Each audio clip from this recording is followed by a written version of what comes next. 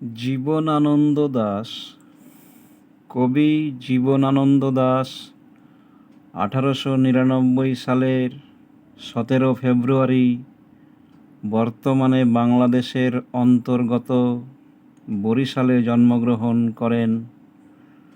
তাঁর পিতার নাম সত্যানন্দ দাশ। কবি কুসুম কুমারী দাশ ছিলেন তাঁর মাতা। জীবনানন্দ দাশ বাংলা সাহিত্যের অন্যতম শ্রেষ্ঠ কবি। তাকে রূপসী বাংলার কবি বলা হয়।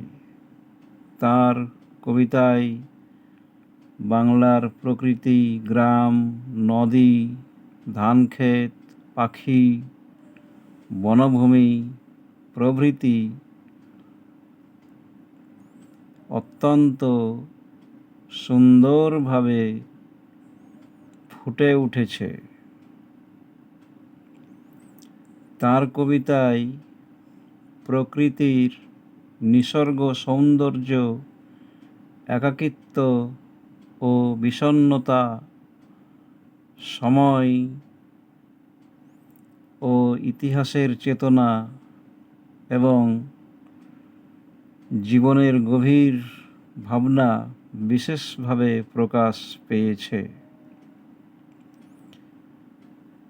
তার লেখা উল্লেখযোগ্য কাব্যগ্রন্থগুলি হল রূপসী বাংলা, বনলতা সেন, মহাপৃথিবী ও ঝরা পালক। তার লেখা বিখ্যাত কবিতাগুলি হল বনলতা সেন এবং আবার আসিব ফিরে। হাজার বছর ধরে আমি পথ হাঁটিতেছি পৃথিবীর পথে। এই লাইনটি তার কবিতা বনলতা সেন থেকে নেওয়া।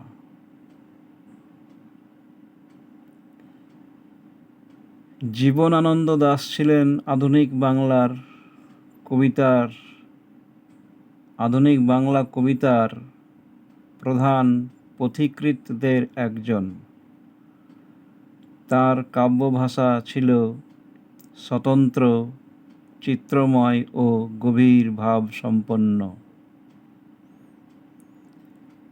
প্রথম জীবনে তিনি তেমন জনপ্রিয় না হলেও মৃত্যুর পর তাঁর সাহিত্য ব্যাপকভাবে মূল্যায়িত হয়। আজ কবি জীবনানন্দ দাশের জন্মদিন। তার জন্মদিন আমাদের স্মরণ করিয়ে দেয় বাংলার মাটি, প্রকৃতি ও মানুষের প্রতি ভালোবাসাই ছিল তাঁর কবিতার প্রাণ।